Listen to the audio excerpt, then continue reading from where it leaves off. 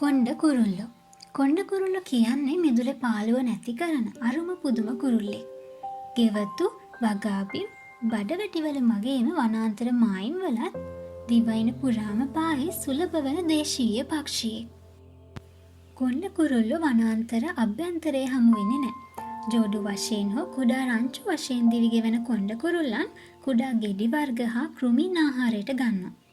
වසර පුරාම කිහිප පාරක්ම අභිජනනයේ යෙදෙන පක්ෂියෙකු වුණත් මාර්තු සිට මැයි දක්වා සහ නැවතත් අගෝස්තු සිට සැප්තැම්බර් දක්වා කාලයේ ප්‍රධාන අභිජනන සමයන් තියෙන බව නිරීක්ෂණය කරලා තියෙනවා. කුඩා කෝටු කැබලි, පරණ්ඩල්, මුල් කෑලි යොදාගෙන මකුළු දැල් වලින් බැඳලා ඒවා එකතු කරලා හදන චූටි කූඩුවක බිත්තර 2ක් හෝ 3ක් දානවා. ආයුබෝවන්. අද මං අරන් ඇවිත් තියෙන්නේ අපේ ගෙදර හදපු කොණ්ඩ කුරුළු කූඩුව ගැන vlog එකක්. වෙසක් පොය දවසේ කූඩුව එළනකොට තමයි දැක්කේ අපේ මිදුලේ එල්ලෙන මල් පෝච්චියක කොණ්ඩ කුරුළු ජෝඩුවක් කූඩුවක් හදනවා. ටික කූඩුව හදලා ඉවර වෙලා කිරිල්ලි බිත්තර රකින්න පටන් ගත්තා. ටික දවසකින් දැනුණා කිරිල්ලි ඒ චූටි පැටවුන්ට කෑම කවනවා කියලා. ඒත් ගොඩක් පුංචි හින්දා ඒ චූටි පැටව කැමරාවට හසු කරගන්න බැරි වුණා. චූටි පණුවෝ කෘමියන්ගෙන් පටන් අරන් ලොකු පණුවෝ මරපු සමනලෙව පවා කුරුළු පැටවුන්ගේ ආහාර වේලට එකතු වුණා. ටිකක් ලොකු සමනලයක බිම ගහලා පොඩි කරලා පිහාටු ගලවලා බබාලට කන්න දෙනවා මං බලාගෙන. කොච්චර හයියෙන් හොලන් හැමුවත් තද වැහිකුණාට තින්වත් කුරුළුවන්න කූඩුව දාලා ගියේ නැහැ. කුරුළු පැටව තනි කලේ නැහැ. මහ වැස්සකින් පස්සේ බලනකොට අම්මා හොඳටම පෙඟිලා හිටියේ. මේ දුඹුරු පාට ගුලියක් වගේ ඉන්නේ හොඳටම පැංගිච්ච කුරුළු අම්මා.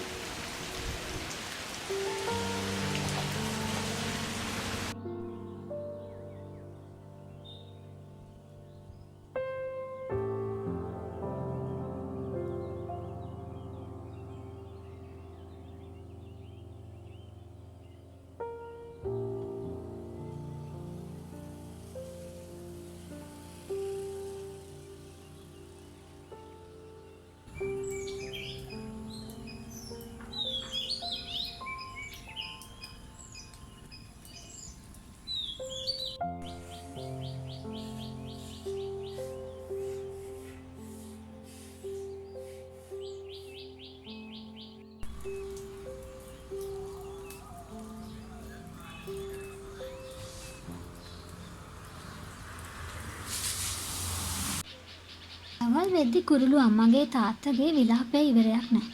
බලනකොට ඇටි කුකුලෙක් ඇවිල්ලා බබාලව ගන්න. ඇටි කුකුළු වගේ සත්තුන්ට කියන්නේ විලෝපිකයෝ කියලා. එයාලා තවත් සතෙක්ව ගොදුරු කරගන්න සත්තු. රාජාලියෝ, පිඹුරෝ, කොටියෝ මේ හැමෝම විලෝපිකයෝ. ඉතින් මම උපරිම උත්සාහ කරලා ඇටි කුකුලව එලවලා දැම්මා.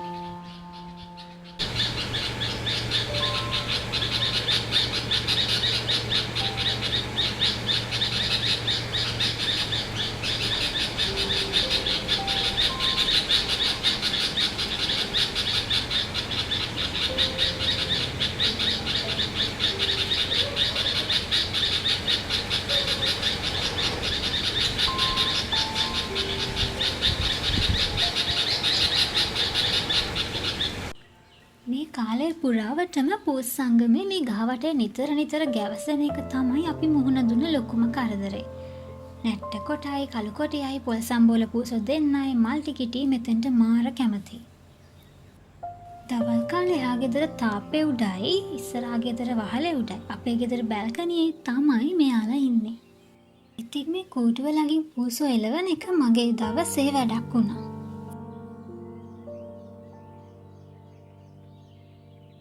දවසින් දවස පැටවු ලොකු වුණා. දවසක් කුරුළු පැංචෙක් කූඩුවෙන් පැන්නා. එදා දහවල් පැංචු 3 දෙනාම කූඩුවෙන් අතුරුදහන් වෙලා තිබුණා. හැමතැනම හොයලා බැරි තැන මං වැඩේ අත්හැරලා දැම්මා.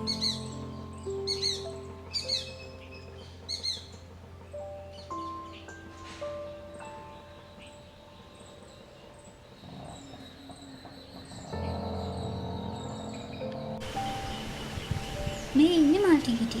ඔය උඩ ඉඳන් බලන් ඉන්නේ ඉස්සරහා ගස්වල කෑ ගහන කුරුළු දිහා. අල්ලගන්න බැරි වුණාට පෙරේතකම අඩු වෙලා නෑ ළමයි.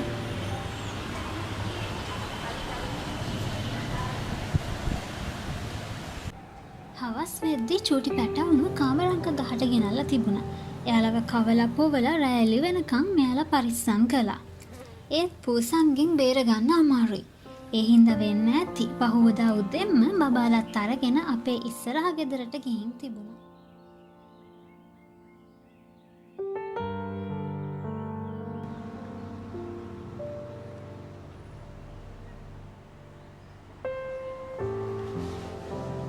මේ පැටව හැදුනේ තද වැසි කාලයක, වැසි සුළං සහිත කාලයක. ඒ හින්දා අම්මටයි තාත්තටයි කෑම හොයන්න ලොකු දුරකට යන්න පුළුවන් කමක් තිබුණ නැහැ කියලා මට හිතුණා. ඉතින් ප්ලාස්ටික් බෝතලයක් කපලා කුරුළු කෑම බෝතලයක් හදලා කූඩුව තියෙන පැත්තට ටිකක් ළඟින් එල්ලන්න මං අමතක කළේ නැහැ. තවත් මේ වගේ ලස්සන වීඩියෝ එකක් අරන් එනකන් සතුටින් පරිස්සමින් ඉන්න.